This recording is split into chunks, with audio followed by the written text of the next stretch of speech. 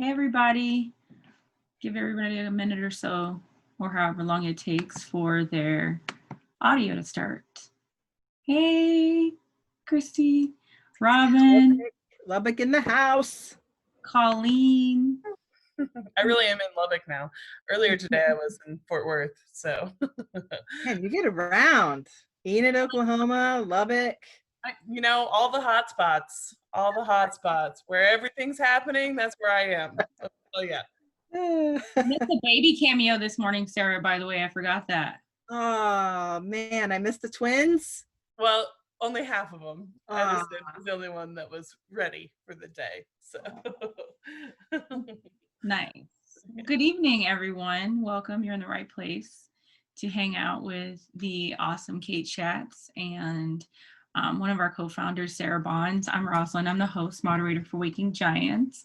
I'm going to take care of a couple housekeeping things, but if you don't know by now, Zoom is kind of like the name of the game, but I'm going to take care of some basic functions so that you can really enjoy yourself and maybe ask a few questions. So first and foremost, Waking Giants is a social impact company. We do a lot of cool stuff. We're going to be talking to Delia Garza, for county attorney here in Travis County on Friday at lunchtime. We have a lot of interesting things on our calendar. And so what I'll do is I'll drop information and links that you can click on right here in the chat. It's a little speech bubble and it'll pop up and everybody can see it. Another thing is check out our calendar. We have all kinds of things. Check out our store. But also you have to know that today you have probably one of the coolest people, that you're going to hang out with. So this should be really interesting to watch these two. If you need to ask a question, you should probably ask me because I can communicate with them first and foremost. I can also mute you. I can also kick you out. I don't like doing any of that. So you guys are grown-ups. Please keep your mics on mute and enjoy yourselves. I'm like a good Sauron. So when the eye flicks off, I'm not bad. I'm good, I promise. So enjoy yourselves, guys. Take it away, boss. I love your Tolkien references. Big appreciator of those things. So hi y'all, I'm Sarah and I'm here with my friend Kate. And we are going to talk about her books and her partnerships, and we're going to talk about white people's work and allyship and anti-racism and all sorts of good stuff. So Kate, is there anything you want to say before we get started? No, hi, thank you. Thanks for having me. Thanks for the work you do. Ross, thanks for that wonderful introduction. I assume that you mean the coolest person is Sarah, obviously. Not a chance. Nope. So Kate and I found our way to each other through the magic vehicle of social media from someone else that I met also through social media, but Kate knew in real life. And now I know all of them in real life. That is how we found each other. And I guess this person introduced Kate and I because Kate, it was when your last book came out, not the most recent book, but the book it was before. 2 books ago.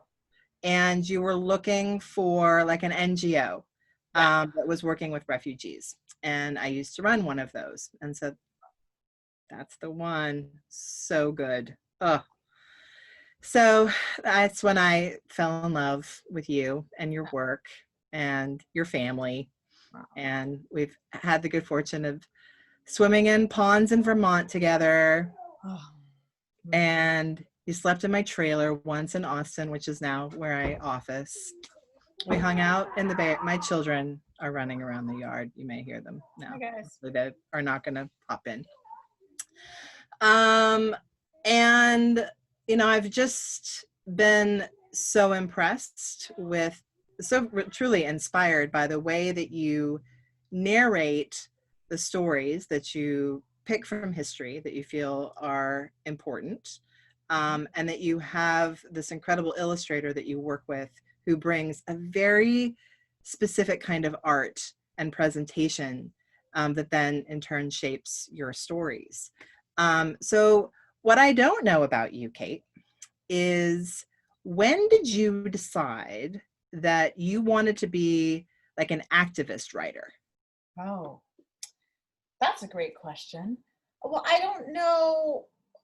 I don't think it wasn't, I think with a lot of people, you're like, when was the moment that you decided to do X? And I don't think a lot of people have that like one specific moment. You know, I think for me, like activism and writing were always like really intertwined. That said, my focus with my literary work for a long time was fiction. And I wouldn't say that the fiction that I was writing was like explicitly political, like it was always very feminist and queer. And that was, you know, like my politics and my activism was always kind of part of it, but it was definitely also like weird literary fiction. So I guess maybe there is an answer to your question.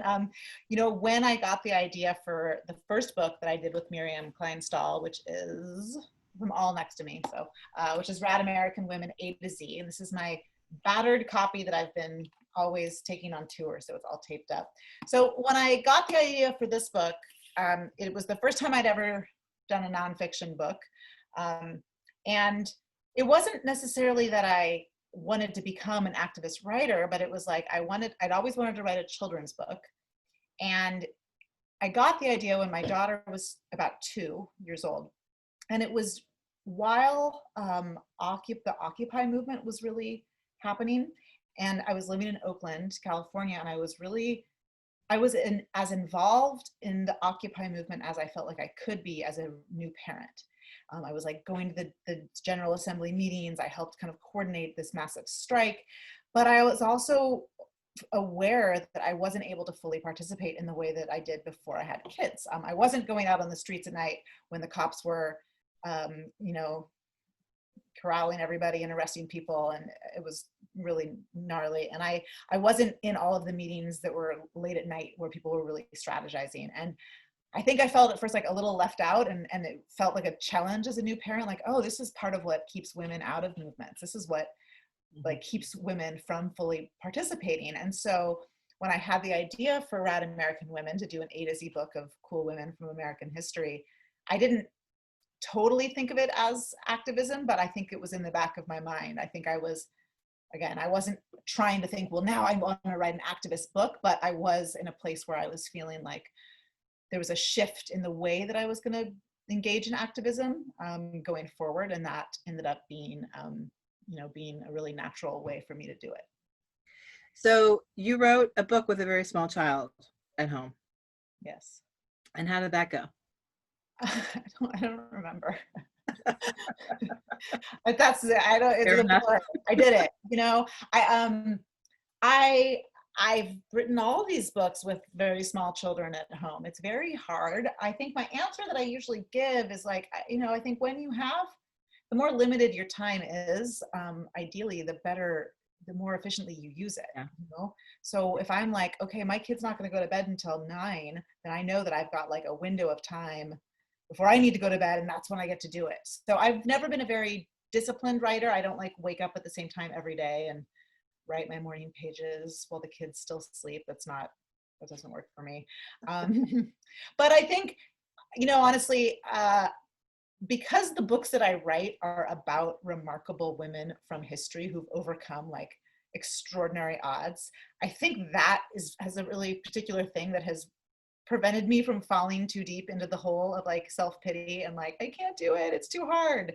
Because I'll be like, oh yeah, Dolores Huerta had like 12 kids. And like, you know, or like this woman had like 6 children and she did it. And there's like, I actually have an image in my head. I remember one of my mentors, a writer that I love, at one point she kind of casually mentioned finishing the draft of her novel with her kid like in like a carrier, like on her back. And she was like hunched over the dining table, like typing up those last edits. And she wasn't even telling me that as a way to like teach me a lesson, you know, she just casually mentioned it, but it's like burned in my brain. I'm like, okay, if she could do that with a kid strapped to her back.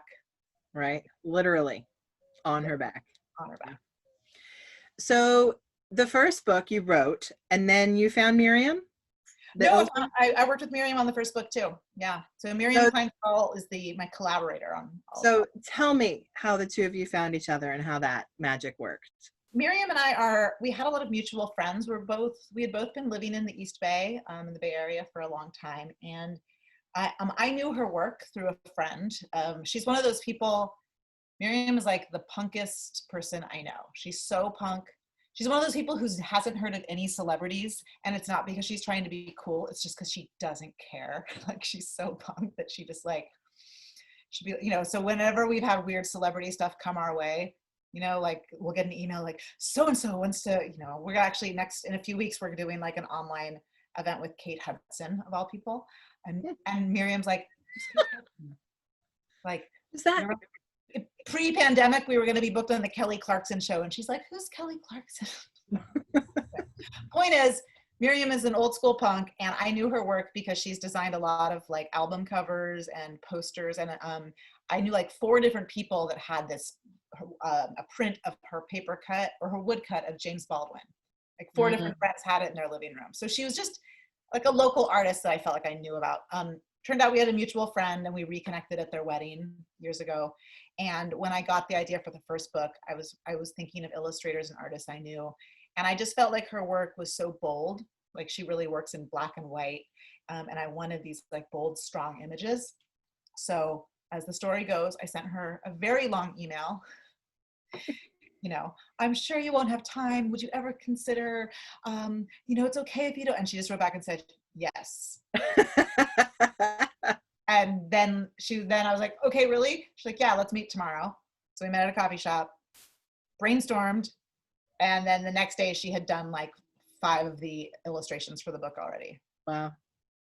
You know, I think one thing I always say about that lesson in collaboration and partnership is, if you can, partner with someone who's like faster than you at something or more on it. Like, not totally. There's a lot of ways in which I am like way more on it than she is, but she's really fast, and like it helps motivate me. I think I could have thought about this idea for years, but once we partnered, it was like go time. So tell me about the most recent book and the inception of that. This one. There it is. So this is Rad American History A-Z. And, you know, here's the thing about this book. This book came out the week before Shelter in Place started here in California. And that sucked. So this is the book I'm most proud of. It's the book I worked hardest on. And it's also the book that I feel like is most relevant to now, to this moment. So I'm really happy that I'm starting to see. I definitely had the feeling for a while that this book would just be like forgotten in the world, dead in the water. But I think it's getting some new energy, which I'm really glad about. So our other books, which now I'll do a little, so we have the Rad American Women A to Z, which is an A to Z of women from American history, aimed at young readers. So A is for Angela. We go all the way through the alphabet. Then we wrote Rad Women Worldwide, which is women from all over the world. More of Miriam's illustrations. Then we wrote a book about young women. We did Rad Girls Can. And this was really, we had the idea for this book before this book, but we wrote this book right after the 2016 election, and it felt time-wise like the right book. There was so much youth activism and so many young people kind of getting engaged and motivated. So the idea to do a book about young women throughout history who've made change felt like really of the moment. So this book has been on our back burner for a long time. Miriam had the idea for it several years ago. She was like, I want to do one. It's an A to Z, but it's not just about individuals, it's about movements. And I think we felt after writing several books that really spotlight individuals, that we wanted to do something that took a broader look, that, you know, these movements and change doesn't happen because of one person. It's always a collective. It's always a larger group of people. And it also, in a way, like, I think that this book gives context to the other books. Like, you can learn about one individual and what they did, but this gives a little more historical background and context for the time that they were working in. It still singles out a lot of individuals, but again, in the context of these larger moments. So before you put it down again, maybe you could pick one that you feel is like really resonant with the moment that we are in now, and tell us about it. Like B is for Black Lives Matter. There you go. There you go. This is actually my favorite. I'm going to zoom up here. This is my favorite illustration that Miriam did.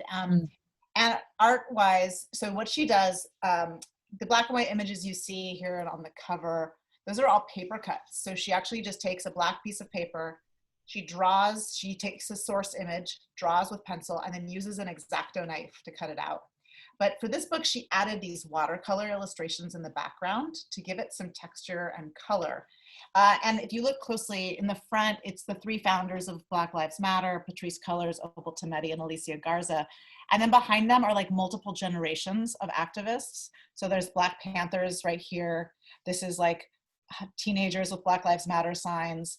There's activists from civil rights and kind of labor movement behind them. So I love the depth because so much of this particular story that we wrote about Black Lives Matter is about how they didn't invent or just come up with this idea for resisting police brutality and struggling for racial justice. They are part of a long lineage. This is a story that we knew from the beginning that we wanted to include. And I also felt very strongly that we were not going to include the story if we weren't able to get the blessing and be in touch with the women who founded it. We really wanted to tell the story the way that they wanted. So I interviewed Alicia for it. She read drafts and gave feedback. And that was really important. And actually Miriam gave the original art of this to her.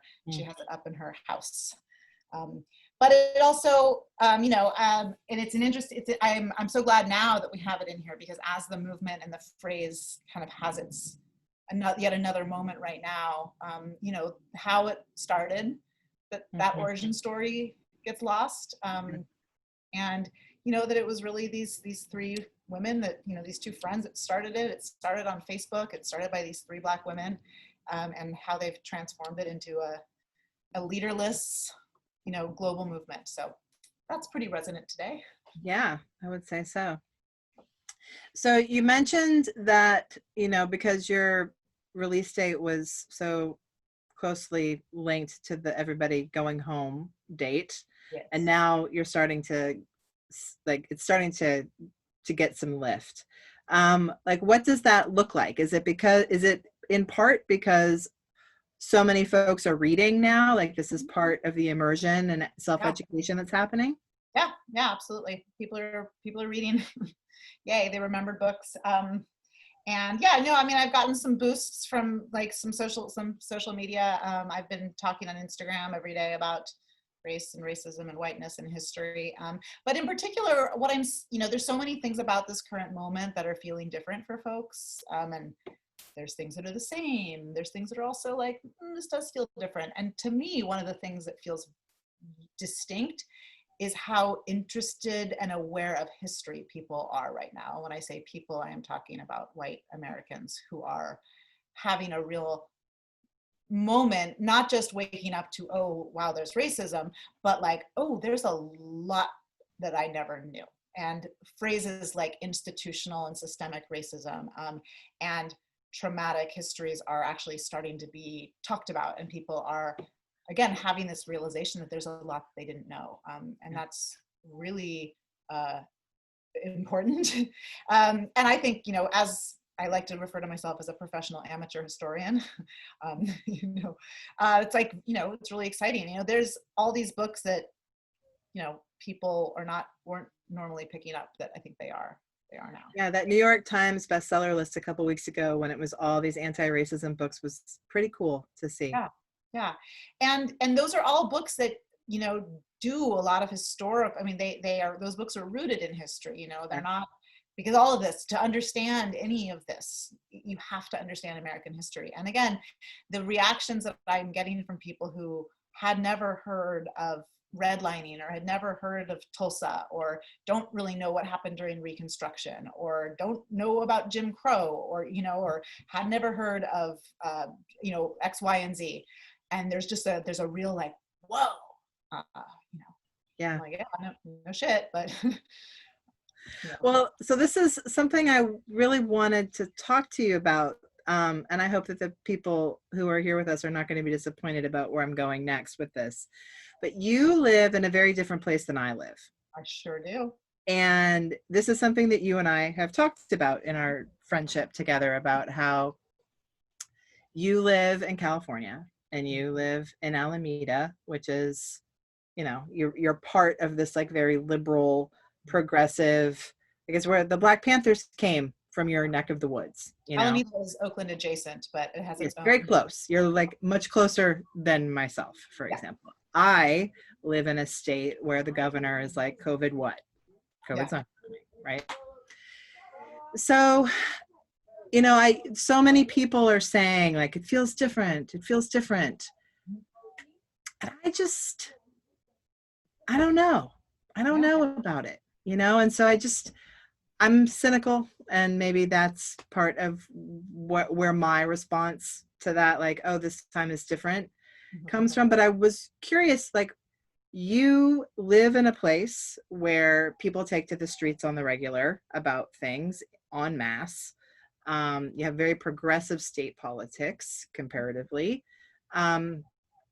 What's your sense of this being different than other times? Well, I feel crushingly aware of how limited my perspective actually is. You know, and that is being in the Bay Area. I have my family is very progressive. Like I am really, truly not exposed to the other side, to my delight, to my great joy. But I know I'm not at all oblivious to what a limited perspective that gives me, so that when I talk about it's really different this time, I'm like, I have a very narrow lens here. What I do see in this progressive woke Bay Area is a shit ton of people who have not been saying a thing or doing a damn thing. Very comfortable, middle class, upper class, white people, a lot of people in tech, a lot of people who sure would, like, you know, obviously voted for Hillary and, like, you know, obviously went to the Women's March, but like don't do anything else. I am seeing people having those conversations and asking those questions in ways that are very new for me. You know, I have said, like, I mean, I have been going to protests in the Bay Area for 25 years, and they all look the same every time, and they feel the same.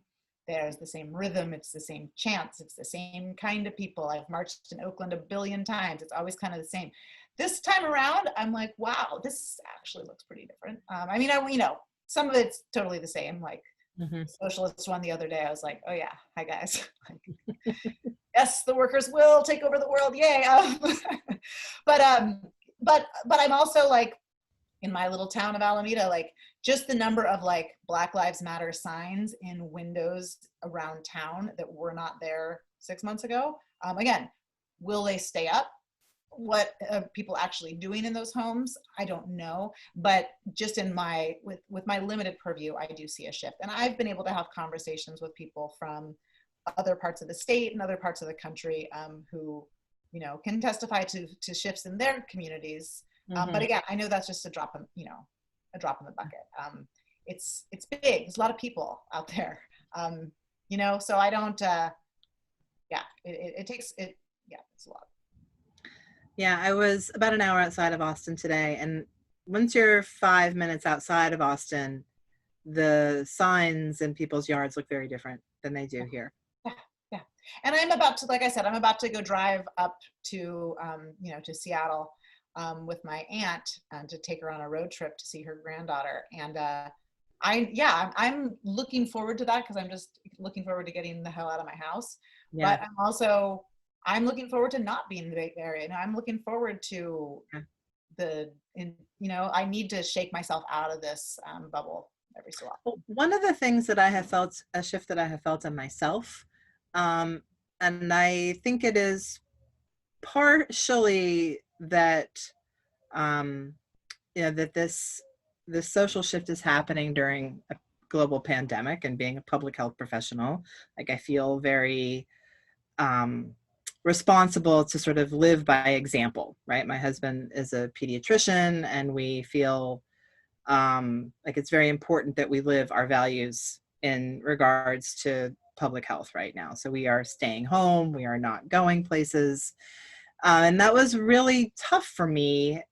And as a household, we had some very heavy conversations about whether or not to go to the protests.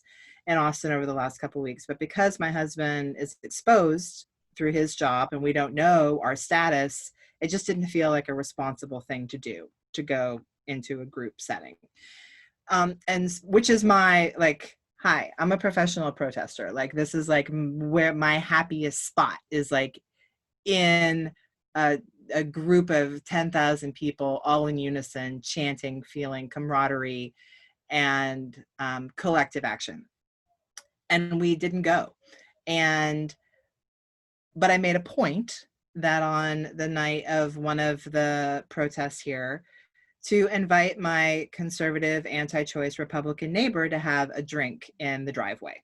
Good job. And we talked about anti-racism for 2.5 hours. And her teenage kids came out and my kids came out.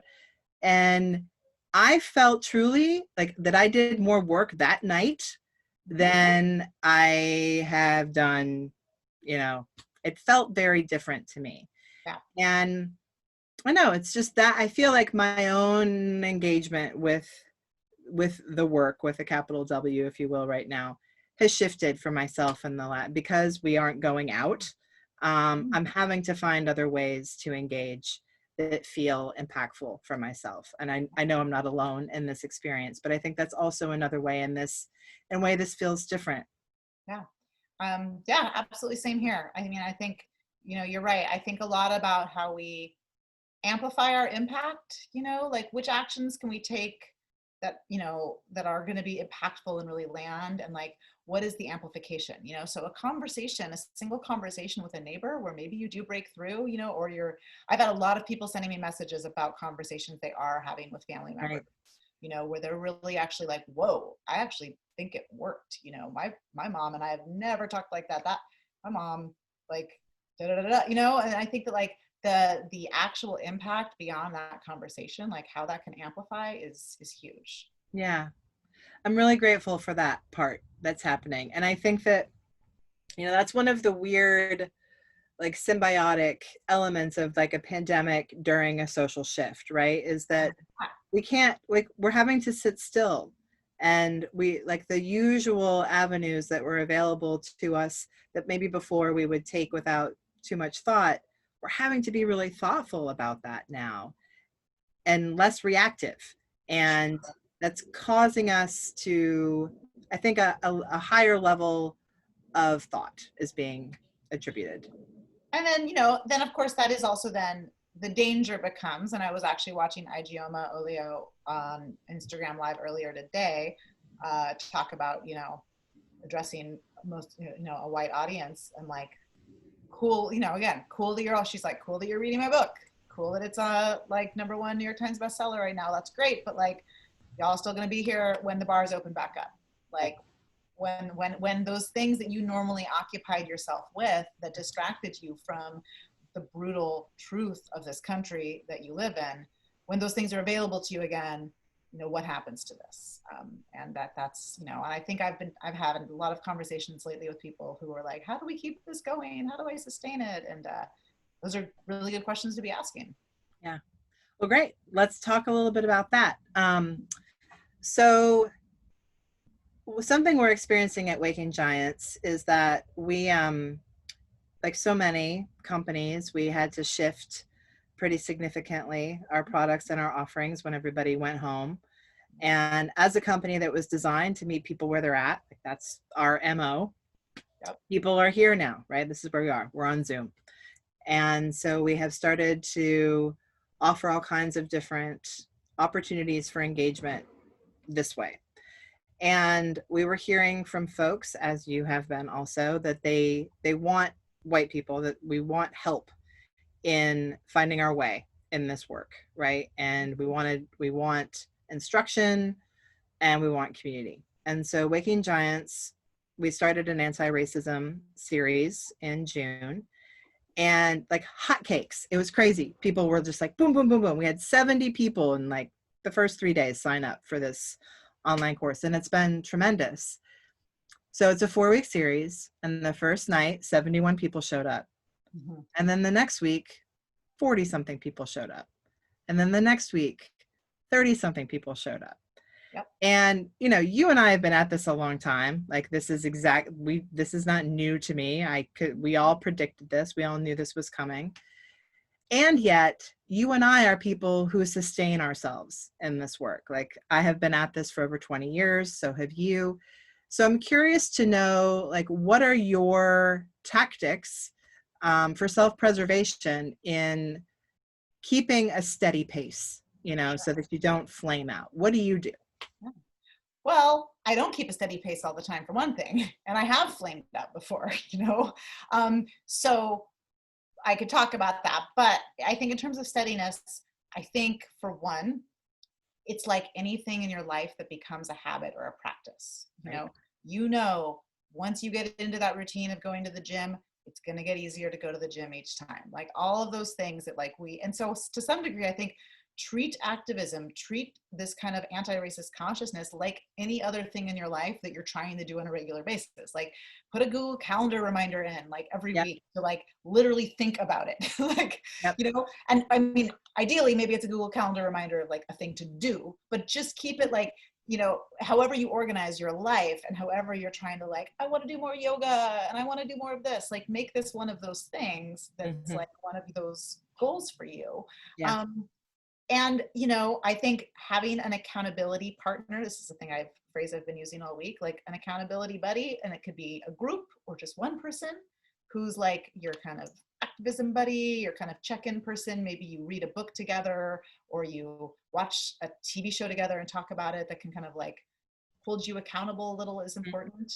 And then I think, just like you said, the kind of meeting people where they're at, you know, I think ideally, you know, there's the phrase of like staying in your own lane, right? Stay in your lane. Like, cool, stay in your lane. But like your work is not just to stay in your lane. It's to like deeply examine your lane and like figure out really what's happening in your lane.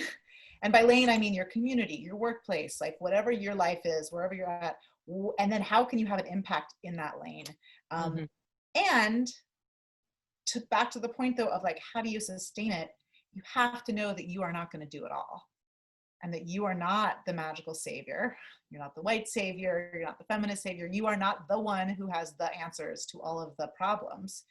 You need to be able to see yourself in community, whether virtually or, you know, IRL, as one person who's doing the work. And I think that's, to me, for a lot of activism, burnout happens is when you feel like you're doing it all by yourself. Nobody else is going to do it right. Like you have to do it. This is also some like serious Virgo type A bullshit that I'm always on. You know, so but knowing it is okay. You don't have to post about every single thing that happens. You don't have to go. I don't show up to everything. I've only been to a few marches. You cannot do everything. And knowing, I think the more that you do this work and start to see other people do it and start to engage in existing organizations. And that's the other thing that I keep telling people, like, if you're just new to this, if you're like, I want to be an activist, but I don't know where to start, I guarantee you that wherever you live in this country, there are already a bunch of people in your community doing the work you want to do, whether it's around public education or mental health services in your community or radical police abolition or gentle police reform. Like wherever you're at, there are people in your community that you might not even know. So find them, support them, ask, how can I contribute? How can I support this? So that you're not doing it alone. And so you don't feel like if you don't do that one thing tonight, the whole damn thing will fall apart. And then I think sometimes, like, you know, it's okay. I actually got a message. I got a message on Instagram from a 14-year-old girl. She's like in Washington State. And she was like, I am on my anti-racist journey. I'm so committed, but I don't know when to take a break. And like, I feel guilty when I take breaks. And, you know, is it okay to like, basically she was like, is it okay to have fun? I feel terrible. And I was like, oh my God, like, thank you for asking these questions. And like, yes, we all know, like, you have to take care of yourself. You know, it is, you know, it's okay to go to the beach in the middle of a massive uprising, you know, like it is okay to still enjoy yourself. And, you know, so not enjoying, I mean, it took me so long to learn that. And I wish I had learned that such a long time ago. I would have been so much better at this. I would have not burnt out the times that I did. I feel like if I had just allowed myself fun, if Yeah. I had allowed myself joy. Pleasure Activism, man, by Adrienne Marie Brown. I love that book. And Oh my God. So sidebar here. Do you know about the Octavia Butler podcast?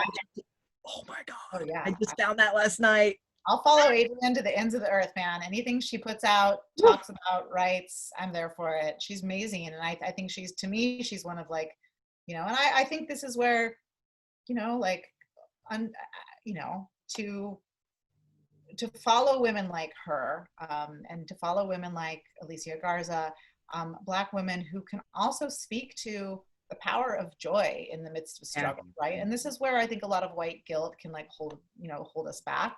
But like we can, you know, there is a lot of, there can be joy in struggle, and you know, we can learn and we can support, but we can still take it easy on ourselves. This is one of the reasons I'm so grateful for you in my life. You bring me a lot of joy. When I'm with you, you bring me joy.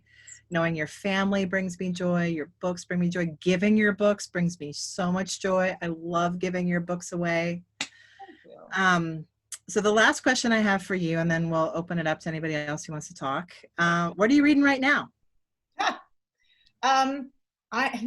Nothing. Honestly, I can't. I have so, you know, it's funny. The first 3 months, 2.5 months of shelter in place here, I was like, I felt like this brain dead, like stay at home mom, housewife with no, like, I was like, my book just disappeared. My career is gone. No one's emailing me. Everything is like, everybody's just like, ah! And then in the past month or past 3 weeks or so, all of a sudden it's just like, there's just a lot going on. So I feel actually very busy again. So I'm not actually reading that much. I'm still trying to work through the New York Times from like 2 weeks ago. So, I mean, what I'm reading is I'm just reading articles. I'm reading the news. I'm trying to stay as updated as possible on movements, on a lot of the, you know, as part of what I'm doing right now is just as I'm really trying to encourage and show white people what kind of meaningful actions they can be taking. So I'm reading a lot of news, and then I'm writing a lot. That's the main thing I'm doing now. And when I don't read as much when I'm actively writing. That said, I have been reading poetry.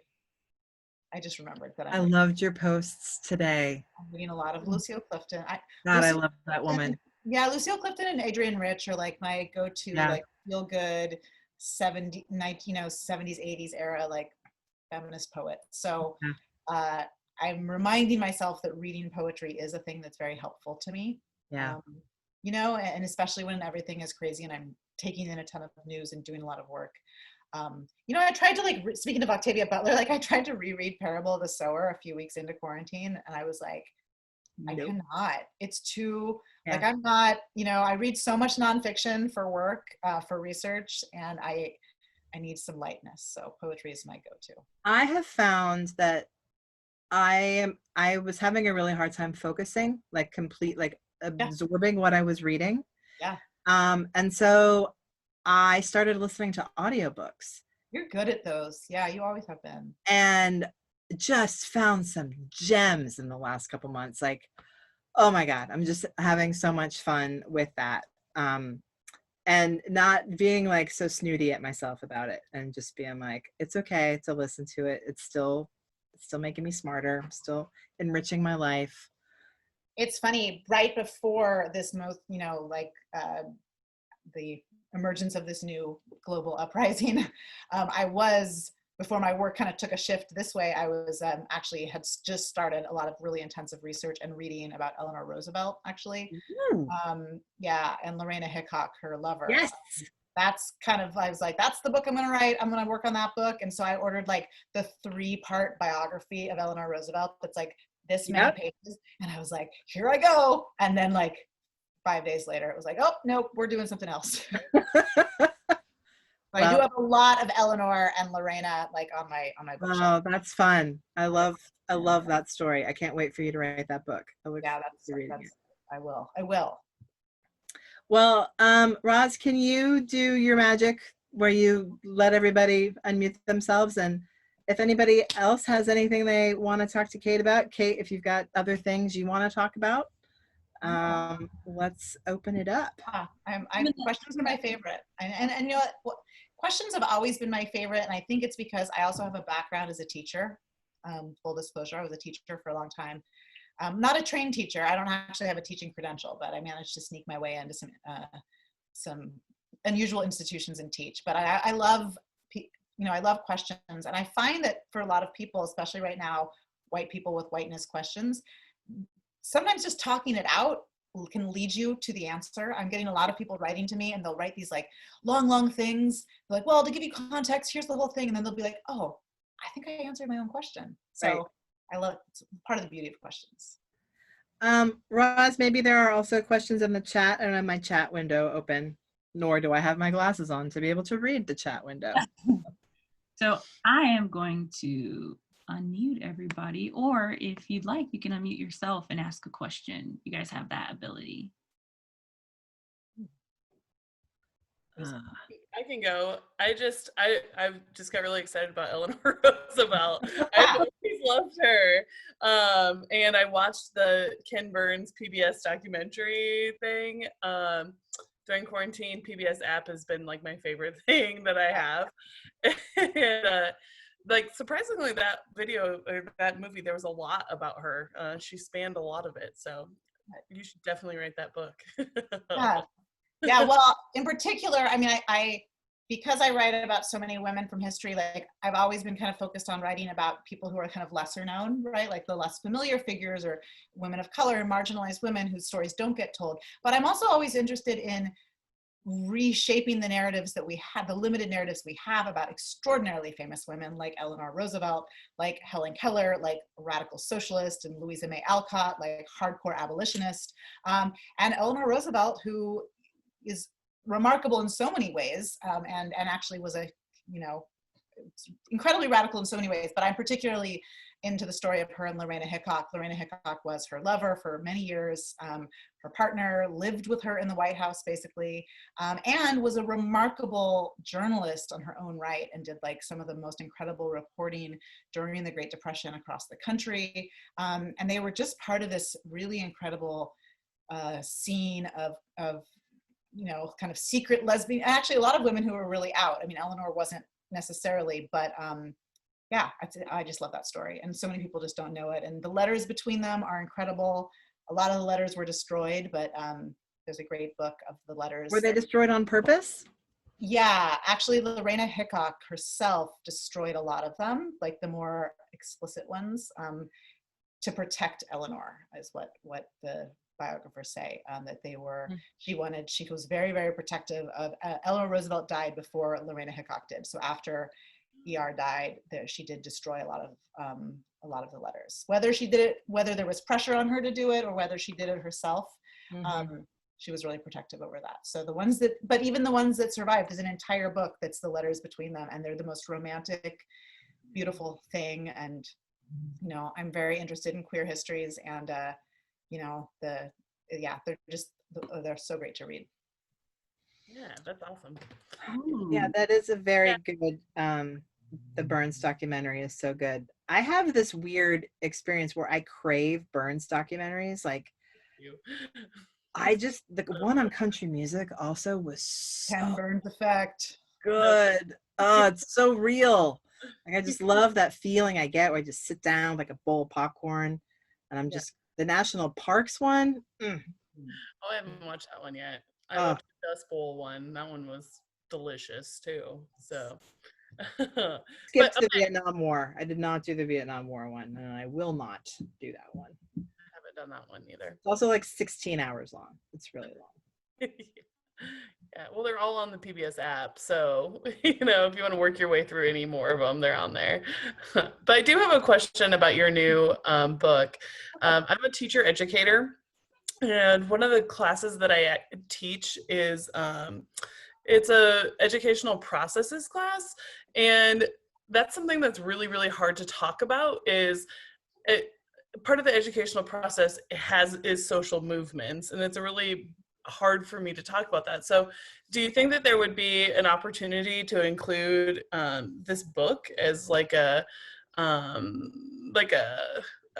about social movements? Does it dive into, I haven't ordered the book yet or read it yet. Yeah. But It does. It definitely is. It's about a lot of different movements. Yes. Not every story is about a specific movement per se, but it covers a lot of ground in American history. And I think presents it in ways that are, I think, engaging and unique, and that I'll definitely offer a different perspective on the way most movements tend to be taught. Okay, cool. I'm looking forward to getting it. I'm ordering it as soon as we're done here. So thanks for sharing. Oh, thank you. Does anybody else have any questions? I have a question. So I'm the host asking a question. So does Miriam ever do Zoom calls now? Miriam does. Yes, she's hilarious on them. Yeah, Miriam, my collaborator, she always says that she does not want to be on camera and doesn't want to talk. And then the second you put a camera in front of her face or a laptop, she's like hilarious and talks. So yes, she is available. She acts like she's not, but she is. Nice, nice. True to her punk ethos. Yes, exactly. Zoom, what's Zoom? I don't know what Zoom is. Yeah, other questions? Hi, it's Robin, one of the white people learning from Kate. Oh, hi, Robin. Hi. I'm actually really happy I joined this. I have a question, especially since Sarah is very involved in trying to get into activism. And I kind of had this idea and I've been looking into it, but I went to a protest here a couple weeks ago. And one of the things they did is they gave us this phone number to call, and it was one for Breonna Taylor, and you called it. And I think it was, I don't know if it was through Change or what it was, but it was a recorded thing about what the call was about.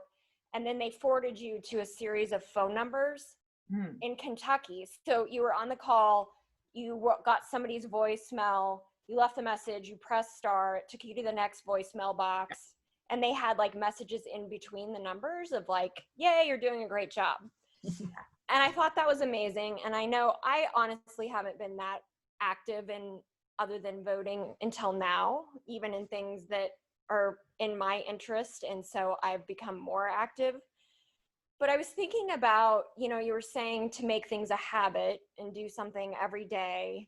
And I've been looking into it, but if there's like an activist app, so if you go in there and you type in what you're interested in, and then like, so I do Duolingo to learn French, and you know, every day you're supposed to go in. So if you have like an action every day that pops up and says, call this person, or if there's like some legislature in your state. So is there anything like that? Yeah, there was such a huge rise and stuff like that in the wake of the 2016 election. So ones that I would check out, and I will say I haven't looked at a lot of them for a while. Yeah, me neither. They're probably starting to see an uptick again, right? So 5calls.org is one, the number 5 and then calls.org. And that's a thing for, you know, every day they're like, here are the people to call on these issues. Here's what to say. Indivisible is still very active, as far as I know, doing that. So I would look up Indivisible and then also look up chapters near you. I feel like Color of Change is a good, it's not an app, but it's a good one to check out their website, and they often have action calls. Sarah, what would you add to that? 5 calls was like the one like top of mind for me. Right, and that was a real great one for midterms. Like that one got saw a lot of action during the midterms. There was this one, this name I can't remember. It was like Persist or something like that. I found one called Magnify Progress that looked similar to what I was interested in, but when I went to go, it said you could download it in the App Store, but it's not there. So I don't know if they're still active. Yeah. But it seems like if there was one place that kind of, you have, you know, ACLU and Planned Parenthood, like all these different places that could bring the information together. Yeah. So there's also, I would recommend looking into 5 calls. There's also an organization called Wall of Us. People I know started that. Wall of Us is one to look at as their thing is like, he wanted to build a wall well, we're going to build a wall of us, of people. Mhm. Okay. And they also put out curated actions. And what I would say though to other people, and just to caution folks, one, you will find a lot of different digital platforms that were built out and maybe like didn't really pan out. So you might Google it, like you said, maybe it didn't work. So I would do a little bit of homework when you find one, and just like do your due diligence, you know, see if you can figure out who's behind it. You know, just kind of like especially when you're finding stuff online or finding apps, and there are good ones out there, but I would just encourage folks to take a little time to research the org, find out who's behind it, kind of make sure it's legit. I mean, Another nice utility that I really appreciate is how Moveon sends me texts from time to time, and they're like, this action is taking place, moveon.org. So you register on their website and you give them their information, and then they send you text messages from time to time about a thing that you can do. ACLU of Georgia does that a lot. I mean, and it automatically like writes a tweet for you to tweet to your representative and everything. Yeah. And once you get on a few of those lists, girl, you're going to be on a lot. I'm like, Well, I'm just thinking more not just for me, but for like the younger folk who are much more technologically savvy. It seems like this would be something more promoted for young people. yeah. So I guarantee there's definitely ones out there, but yeah, I would check out those other orgs too. Yeah, thank you. Thank you. Yeah, and I think that's a great, like, to the point that we were making around a practice, right? That we all of it takes 30 days to start a new habit or to change a habit, right? So map out 30 days worth of just like incremental things you can do, and then before you know it, it'll just be a thing you're doing. Yeah, and the thing I keep saying too, for people who are interested in how do I sustain this, I mean, I've said this like every day for the past 2 weeks, there's an election in November. Yeah. Start now. This is the time to figure out what are going to be the races in your state or your county or your city to pay attention to. What orgs can you support now around voter suppression? If you're in, like, I really like to support Black Voters Matter. They're based in the South, they're Black-led, and they are all about voter registration. They've been really active in the few primaries that have happened, but from here on out until November, they're doing voter registration and working against voter suppression. And the thing is, all of those, when we do have elections and suddenly everybody's like, oh, I can't believe it, they closed all these polling places, like that stuff has been in the works. And like, it's now, like, this is the time for people in different states to be really trying to pay attention. Like, what is the Secretary of State in your state doing? How can, you know, like what is made transparent and what's not? It takes some Googling, as you know, my favorite sign, which will be back here, is well, Google. Stacey Abrams lives in my neighborhood, so. Oh, well, you can just ask her. Yeah, well, I haven't actually run into her yet, but one of my neighbors ran into her voting. But Fair Fight, her organization is a great one to start with. Follow them, sign up for their text alerts, sign up for their emails. Yeah, I have. Their seminars and stuff. So I mean, how you're saying about, is this going to be sustained, you know, because of COVID? But I mean, I hate to say it, but I'm pretty sure life is not going to be normal until next year. So hopefully people will make changes that they sustain and continue. Thank you. Well, we have come to the end of our hour with you, Kate. Oh. Thank you so much for being here with us. Thank you for all that you do in the world, the art and the beauty and the collaboration and the truth telling. I'm so just grateful to be in your orbit. Oh, likewise. And, you know, I think one of my many goals, you know, one of my goals has always been to make like radical histories and like exciting and interesting for people, you know, and make them feel accessible and not like a gigantic history text that people don't want to pick up. So I hope that folks who do read this book can, you know, there's like heavy real stuff in it, but there's like a lot of fun and joy and art and music and like, you know, there's like the heavy hardcore histories, but there's also like weird little fun ones too. Like witches. W is for witches. Yeah, I that's what I loved about Rad Women A-Z. I give it as gifts to friends, kids, and my thing is like the different modalities that you can learn that it leads into as you read it, and the coupling of the word imagery and the art is very nice. So yeah, the biggest compliment I think I got for this book, and I got some lovely blurbs from some nice famous people, but a 17-year-old male high school student recently said to me, it was cool, it wasn't boring, I actually really liked it. And I was like, I've done it. Nice, So that was all the praise I need. That was like, yep, mission accomplished. nice, nice, nice. Thank We you very much, Waking Giants. Oh, our pleasure. Roz, do you want to plug the July stuff or should I do it? I mean, if you got here on time, then you should know that at the beginning I let you know if you were having any anxiety about what's going on. At the top of the chat box, I'll repost it. We have the Up by the Roots second cohort in July. That is a very, very constructive, safe space to really start the work and get some nice foundational education in various ways on what to do. And then we also have, if you have tiny humans, small humans, medium-sized humans, almost adult humans that you are responsible for, we do have a from the ground up family session. So this is a conversation that you just don't have as a parent. You have a parent as a parent to your children, or as a child to a parent, as an adult talking to your adult parents.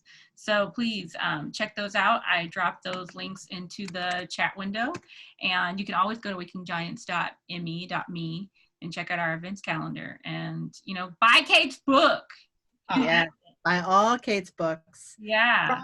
From an independent bookseller, ideally a Black-owned independent bookseller, and have a lot of patience because it will take a while for your order to be filled and your book to arrive.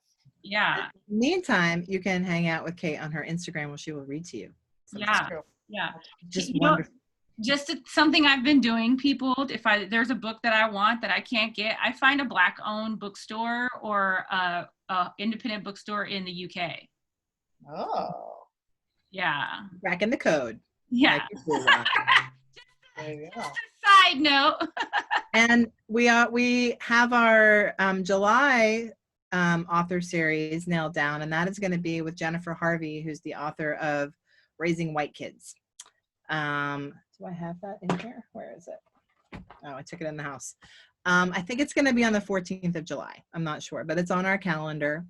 And so that's the Kate for next month, is Jennifer Harvey. Yay, that's awesome. I'm going to tune in. Yeah, super excited about it. Thank you, Kate. Thank you, everyone. Thanks, everybody. Have a lovely night. Keep up the good work. Bye. Take care of each other, guys, and take care of yourself. Stay healthy.